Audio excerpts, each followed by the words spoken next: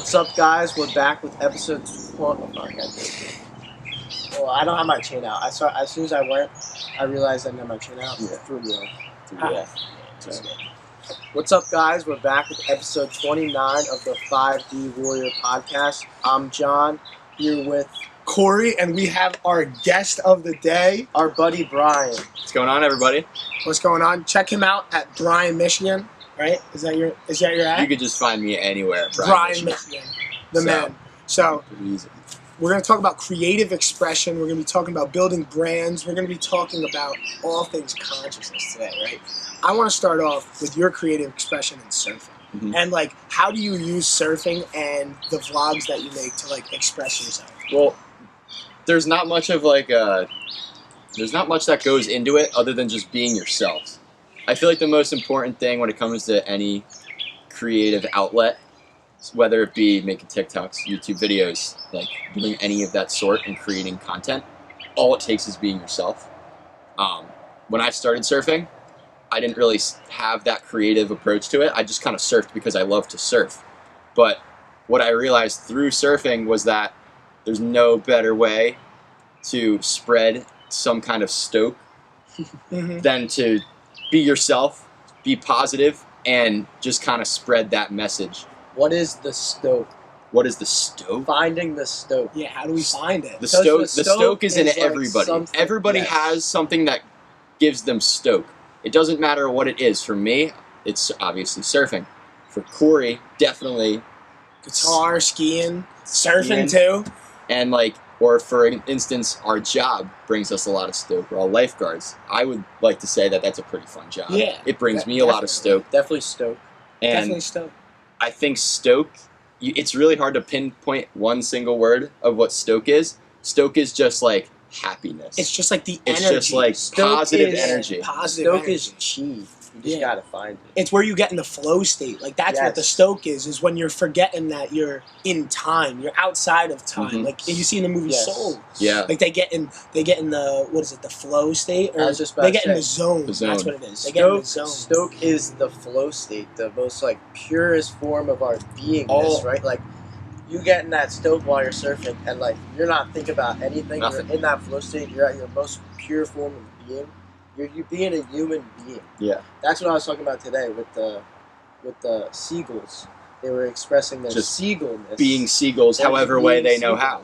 That's what we were talking about. And to us, we can't really understand it. We're they're just seagulls. Well, that's right. They're just being seagulls. Just like how when I'm surfing, I'm just being stoked.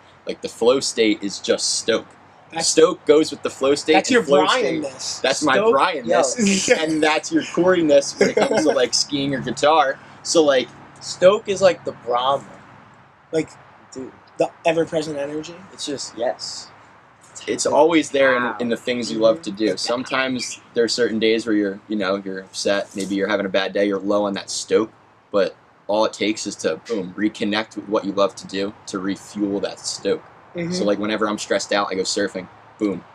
No matter how good the waves are, just feeling the ocean and kind of being one with it all. When you ride a good wave, your mind just turns off. You don't really there's no thoughts going through your head. It's just, like I said, pure stoke. You don't really know what's happening. You're just doing it the best way you know how.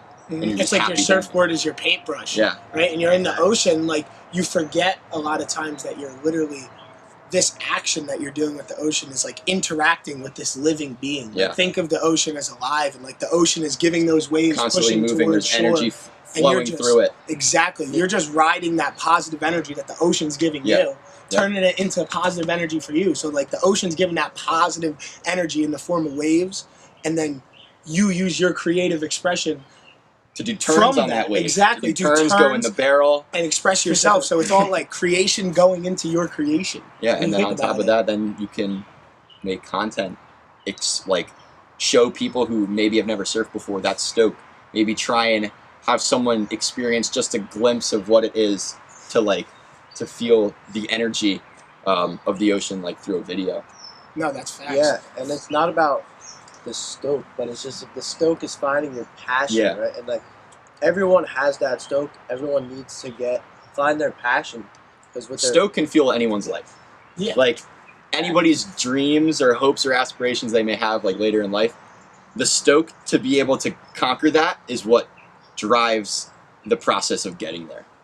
And obviously, like, the Stoke can come from anything. Like you Anything. said, surfing. Anything. I said guitar, skiing. But, like, whatever passion you may have, it provides that energy towards you. Like, even if it, obviously, these are all, like, activities where we're moving around. But even if it's, like, creating videos, like we said, like, content creation, like, that's, like, you get in a flow state when you're making videos and pictures. And it's, like, you're not working in a sense. Like, when you're putting your time and your energy into something that you truly enjoy and love doing, you're outside of that kind of your mind in a sense. That comes along with like the money consciousness aspect of it, because Corey and I always say we're doing this all the time. We're working, but we're not working, right? We just haven't got paid yet. And that's what true passion is: doing something because you genuinely love it, and not because you have to do it. Exactly. That's like, I feel like what life really should be. Like, nobody should do what they don't want to do in life. The only way you're going to be truly happy, and in my mind, success is not, oh, how much money do you have? It's how stoked you are, how fulfilled you are, and is what you're doing something that gives you happiness and maybe even like others happiness. All right, we're all big surfers. We all work at the beach and live at the beach, and we get to interact with Mother Earth's best creation, the ocean, right? And we'll talk about how the ocean is a living being, right? It's essentially one of the big four elements. We got water, air, fire, earth, right? And all of those elements being alive and essentially source They all work together. And they all make up Earth. In a beautiful harmony is that of Earth, right? And we could talk about how the ocean is alive, getting connected with that and expressing your consciousness all the way up the dimensions of consciousness. And you think about those four elements, right? And we say those are the most elementary forms of consciousness. Those beginning signs of life on a planet come from the mingling of those different types of energies, or I guess you would call them matter, right? Yep. Those different elements interacting then bring about consciousness. So their You know what a good way to think about it is? A great way to think about it is look at the Hawaiian Islands, the volcanoes. When that volcano erupts, goes into the ocean, create those lava rocks. You're expanding the island. The island is living. It's growing because of water, lava, all those things that make up Earth. No, that's very true. And we talk about like the Earth, right? And the Earth is alive in a sense as well, the Earth gives us our oxygen, right? People will want to say the Earth's just a rock floating in space, and it's like, so much more than that. The Earth is consciousness. The Earth is alive. The Earth is the only thing keeping us alive. We can't live on this Earth if it wasn't growing trees and we didn't have water, we didn't have air, like good air to breathe. People really take it for granted, I think. They take it for granted, and they forget where all of this energy comes from, especially.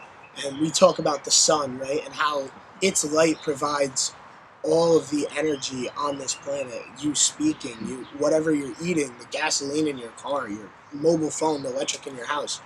Everything is powered by the sun directly, and that light energy through everything. Nothing would happen really on this Earth, especially like think of our weather. Nothing would happen without the sun beating down, feeding the Earth that energy, heating up our world. And all storms is just transferring that energy. It's a living, breathing system. And when you think of it like a living being, like these different things, like you said, the volcanoes exploding, maybe like a hurricane or snowstorms or mountain formations, etc. Like that is the Earth's creative expression. We have these bodies to express ourselves creatively, but the Earth expresses its creativity in its earthness, in a sense. We're talking about the beingness of the Earth, and like the water and the land, the air, all of it together just brings about life. Yeah, and we think about it. If you think about it from like the top of the dimensions down, right? You could think of it like we talk about the sun giving us light here, and then from that is making Earth alive. Earth is producing all of this stuff, right? And then we're able to live on this Earth and also create life in a sense. So it's just like working its way down. But from that life and the higher dimensions of consciousness, you can create so much more life. Because the earth is a creation of the sun. That gives the earth life. And then we're also a creation of the earth. So we're still a creation of the sun. I think people forget that we're all just light energy and we're literally made of stardust at the end of the day. And that light energy, it allows those elementary forms of consciousness, the 4 elements, 5 elements including ether, but the 4 elements to come into one and conjoin and create consciousness as we understand it, as in the tree life, microbial bacteria, It's life etc. itself. It developed because of the light energy. Maybe you want to call it the ether too. I guess it's a very similar sense, the life force energy. The chi, it's all the ether. Like a lot of people forget about the ether, and it's like that should be the one we know about. People know about the most, and that should be the one we're studying the most. Like with the ether comes all things metaphysics, quantum physics, the quantum realm, all of this infinite consciousness, infinite realities in a sense. And it's like that should be where the research is going. And I think it's starting to go in that direction. I think it definitely is. You see these governmentally funded consciousness projects through DARPA, and then you see Neuralink with Elon Musk, and you see now we're learning that the next step in our development as a technological civilization is going to be interfacing with consciousness. And but through technology, right? If you want to talk about aliens, right? We have the Greys, right? And they went on their evolutionary path of consciousness, but they merged with technology.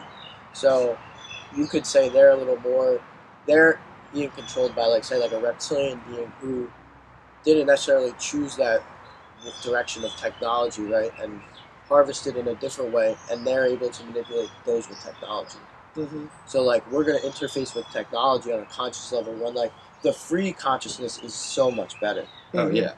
It's more free will, I feel like. Because if you have, like... We could talk about if you think free will exists. Does free will really exist? Does free will really exist? That's a deep one. Because a deep one. So what's your definition of free will? Just like you can do whatever you want? Do you truly have the ability to choose? Like, do you truly have the ability to make whatever decision? Is it not predetermined for you? Man, that's a good question. It's a deep one. It's a very deep question. People write freaking 1,000-page research papers books about it and still don't usually get much understanding of it. Because, like, think about how much had to go on for you to be here. And do you truly have the free will to say yes or no in any situation? As simple as 50-50 shot. But because of all the events that led up to that. Like, what you had for breakfast this morning. If the dinosaurs went extinct. The formation of our galaxy. Like, those events back in time transpire to this, us sitting right here enjoying this podcast. I'll say this. Yeah. In the 4th dimension of time, right, if you think past, present, and future exist all in one. All in one.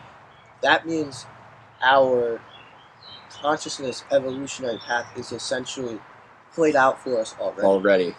But we're in the 3rd dimension, so we do have free will to choose whether I even want to be talking about this right now. Every choice you make is not technically predetermined on this Earth realm, but I believe in a higher density of consciousness that it's already all played out. But we still have to play it out. Do the dance. We have to do the dance. Yeah. The eternal dance. The eternal dance. But that doesn't mean that it's not already, the dance isn't played out for all eternity. No, this is true, because at the end of the day, this life is a dance, Brian. This is the best. It's a dance. This is the best thing about free will I've ever had. I just came to this realization. That was epic. Yes, that's epic, man. Yeah. That's so good. Epic, he knocked over that water bottle. Yeah. So we got some bloopers here, guys. Oh, we're not plenty of Nobody's perfect. We got plenty of bloopers. You saw the 5D fail. Yeah, we're not afraid. Nobody's perfect. The 5D fail is awesome. Oh yeah, the 5D fail. That's awesome. But that's just part of the dance at the end of the day. It's part of the dance. You could have been. You could have been upset that you failed. I could have been. No, I had a big smile on my face. You were stoked. I got my pants dirty, and I had a big smile on my face. And it just shows how your mind perceives this reality. Right? Boom. Like, it's all about perception. Like, I fell, I could have smashed my face. You guys saw me, I fell off my skateboard, broke my nose. Broke your nose. You know what, I woke up, I came up with a smile on my face. Like, thank God it happened. Life goes on. It goes on. Like, I'm glad I didn't crack my head open. You got godded. I got, man. No, you got godded. Got it. God, you got God. Oh, yeah. Like, it was just God and drag at the end of the day. I said, thanks for showing me the ropes, God God. got you like that. Yo, he did. He got the best of me that day. Yeah. Sometimes you take losses. Oh, sometimes you take losses. But you gotta bounce back. You fall down, you get back up. Yeah, no, you fall down, you get back up, but it's all about how you perceive those losses, right? And we talked about not knowing on the last podcast. Like, do you really know? Like, what do you know to be true? You really don't know much of anything. I would say that you know almost nothing to be true except from what you've been told your entire life, because you don't know any other way. So everything you believe to be inherently true is potentially up for debate. Yes, Yeah. think about if you went... We live in New Jersey. We're based out of New Jersey right now. We, in a relatively conservative area, you could say. Mm-hmm. And, like, think about if we went to freaking, like Hollywood or Los Angeles. Like, those people would... New York City. Those people would try to break your reality so fast of what you hold, your beliefs are. The thing is, It's always up for debate. Yeah, the thing is, everyone has a different perspective of things, and it's so pointless to argue over things that nobody truly knows the right answer to. It's just silly. Mm-hmm. It really is just silly. I think I was talking about this today about happily disagreeing. Like, why can't we have a discussion anymore where both of us happily disagree? Like, okay, I respect your opinion, and I hope Doesn't you respect exist anymore. mine. I feel like people have, since the internet's creation, people have no idea how to talk to people in person, how to actually deal with people, and I think that we don't connect with people. Think about it. Think about it. We had essentially a 2-year pandemic. Some would say it's still happening. Yeah. Whatever. We get locked in the house for like a year. You're not going out and communicating. Inside for another year, essentially. And, like, no one knows how to communicate. Everyone's frustrated. Everyone's energy's all pent up because they can't go anywhere. They haven't seen anyone. And all they learned to do is how to hate.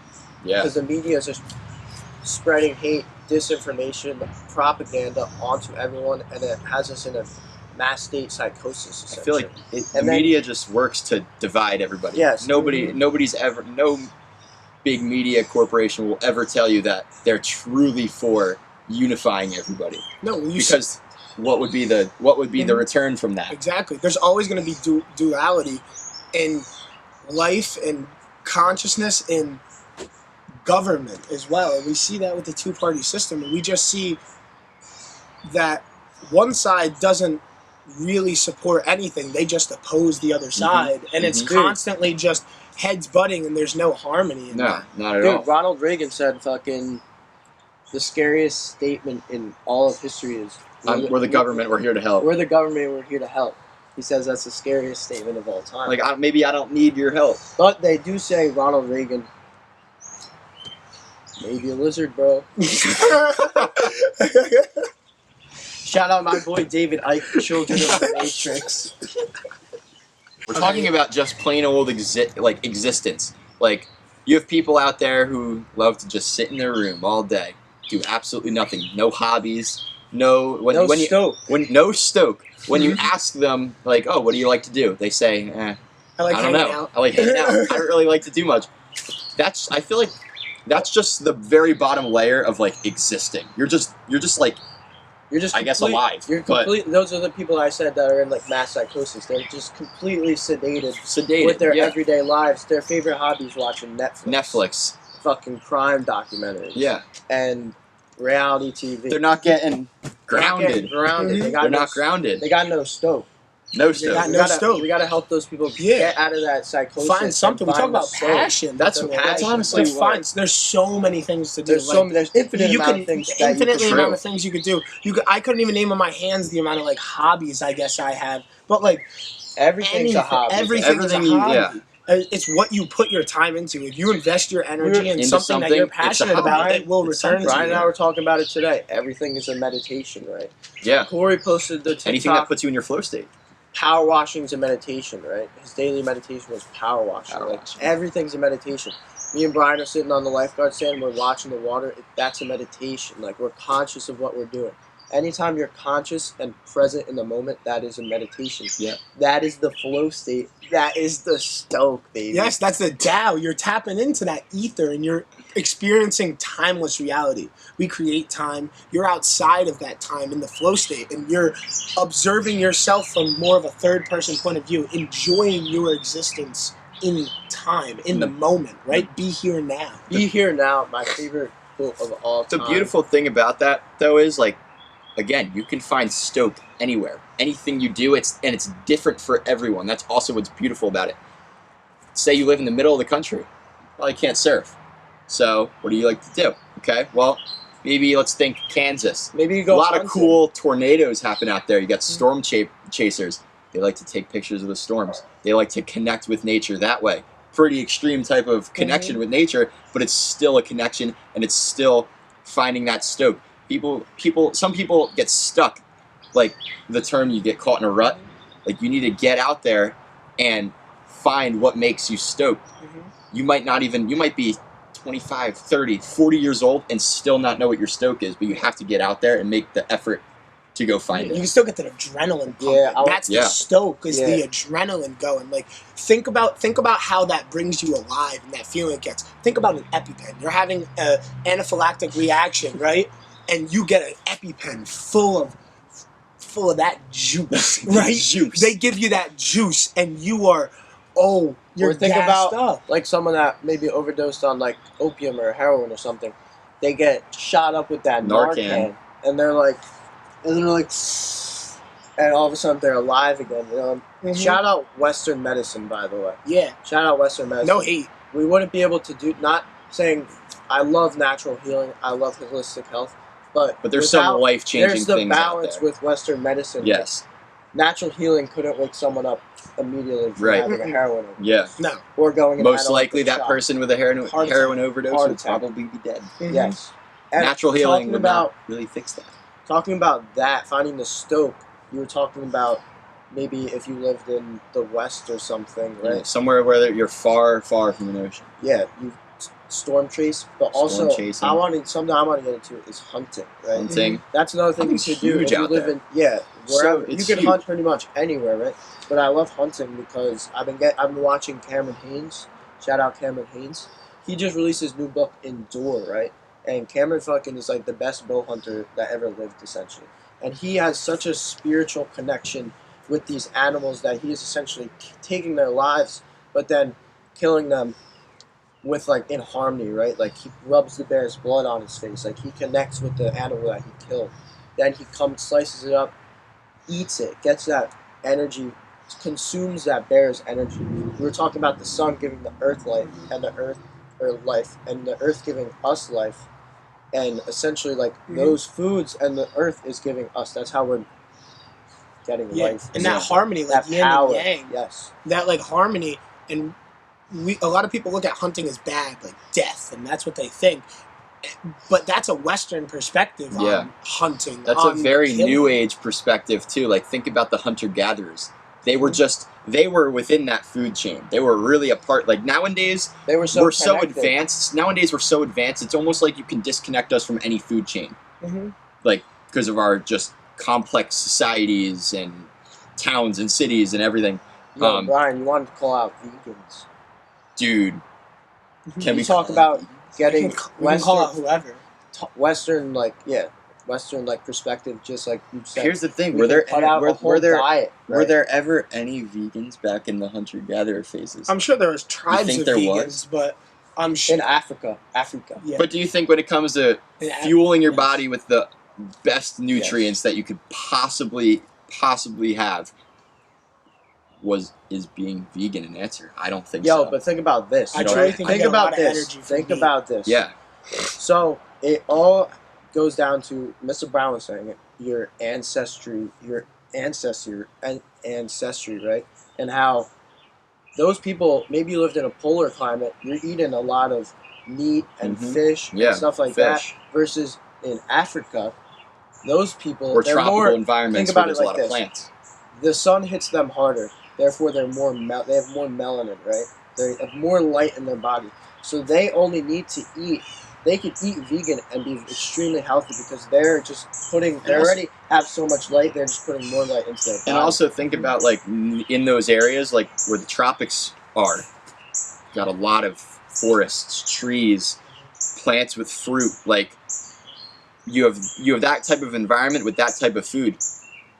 A very easy way to eat for those people was probably, hey, let's just go right into the forest on the trees there. There's our food. Yeah. People in like Alaska, like fishing is huge there. They have to fish because it's so cold so much out of the year that things like trees and like bushes where they have berries or whatever, it can't grow. It's impossible for it to grow. That's like the whole. That's like the whole carnivore diet. Like my ancestors probably ate more carnivorous than like plant-based, right? And like that's because of the climate they were in, and like that's why these guys like Liver King and Paul Saladino, Carnivore MD, they're both freaking white guys. Like their ancestors were eating organs and raw organs and all this stuff, and that's why they preach that. But that's not to say that that diet doesn't work for everyone, right? I don't even think that they believe that necessarily. I don't think they believe that. Like they're pushing what they found to be true for themselves. For themselves, and they're just letting people know. Same way we're doing this with the 5D stuff. Like this is what we believe, and we're just like want to spread the knowledge. You don't have to. It might not necessarily like resonate with you. It's all about what gives you that stoke. Like I find we're all connecting back to Stoke. Like everything like is Stoke. It's literally Stoke just Stoke. Source. No, that's an awesome one. Like the Stoke for me this school year when I just right before we made this was just consuming knowledge all the time, and I would sit at my desk and just read almost all hours of the day, just educating myself on this. And it was literally like it's almost like we're all looking for a high, it's which a is like the Stoke feeling. Like everybody's just trying to find their own way to get high at the end of the day. And like it gives Stoke, yeah, that kind of just made something click in my head. Stoke, any form of Stoke is the best high, the best drug you could possibly have in your existence. Get high on your own supply. I like yes, that. Get high on your own supply. That's what. Shout out Troy Casey. Good man. Yeah, we'll get you on here one day. It's so true though. It's such a true statement. No, it's absolutely true. That's because emotion. Like you have so much inside of you to give you that positive energy from your environment and creatively express yourself. See that come back to you. That's that Stoke. That's the energy that we're all looking for. That's the high we're looking for. Like some people find it through drugs and all these other various means to get a quick fix. Quick fix. But when you base your life around passion, around finding that Stoke, and that high being a natural means, I think that you radically transform not only your life and your everyday happiness, but like your consciousness in itself as well. Definitely. And that Stoke is what's going to carry you through your life to conquer the things you want to conquer, to keep pushing that Stoke. You have to think of the Stoke as like a road, a path. It's constantly being carved out through your life. No, the Stoke is what's bringing you through, making you happy, pushing you to do the things that you want to do to create the reality that you live in. One thing we could talk about is finding that Stoke, but getting connected within that Stoke through like practices like Qigong, essentially. Get it moving the body, functional movement and dance with the ether, right? And getting connected to finding that natural Stoke, that natural Qi.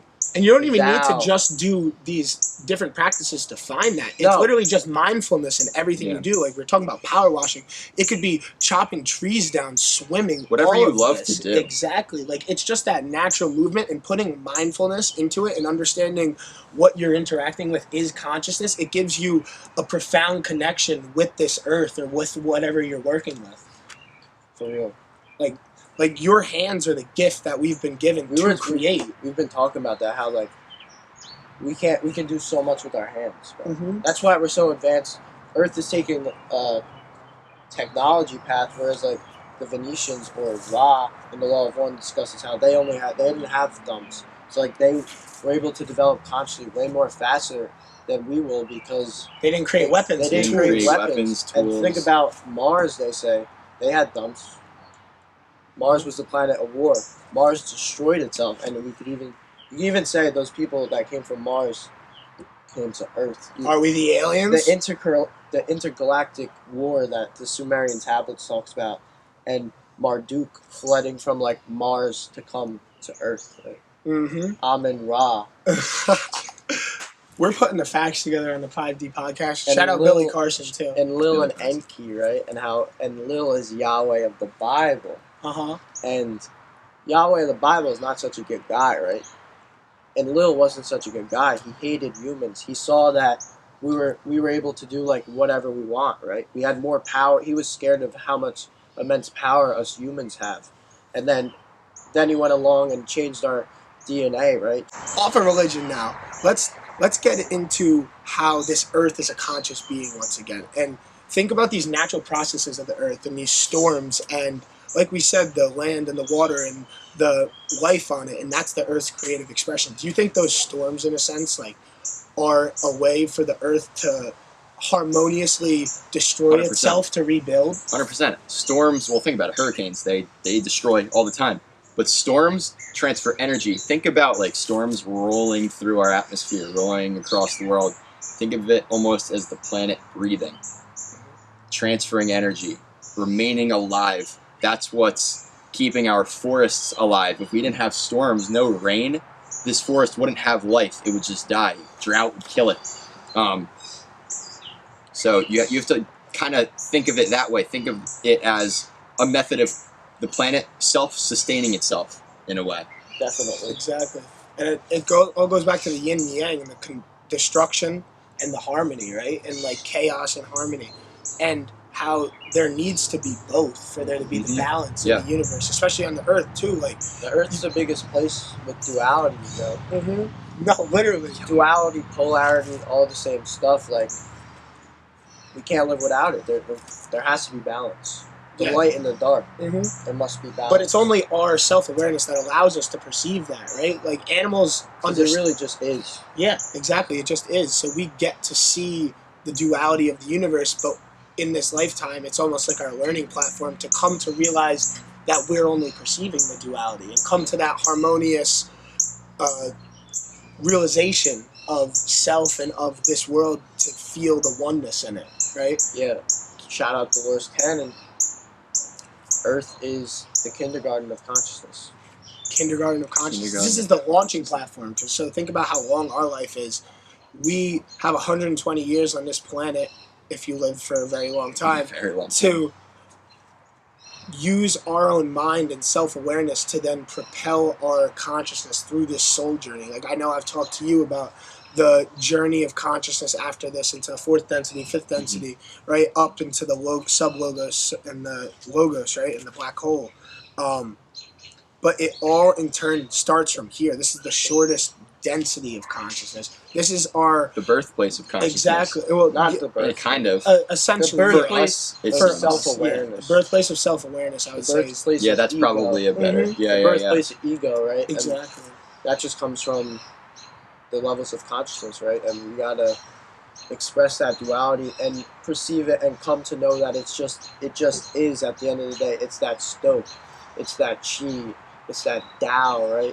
It's that all-encompassing energy, that infinite energy. And that infinite energy all around us at all times. Like we said, the Stoke is ever present. The Tao is ever present. The Stoke is ever present. The Stoke is ever present. You just need to find it in everything you do.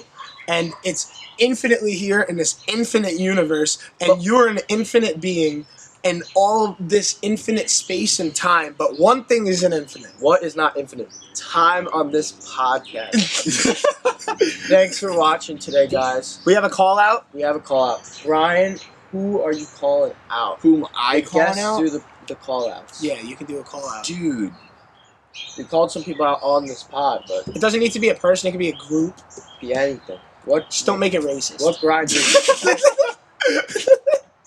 that wouldn't be very 5D. What grinds your gears? What grinds my gears? Who or what grinds your gears? Call them out.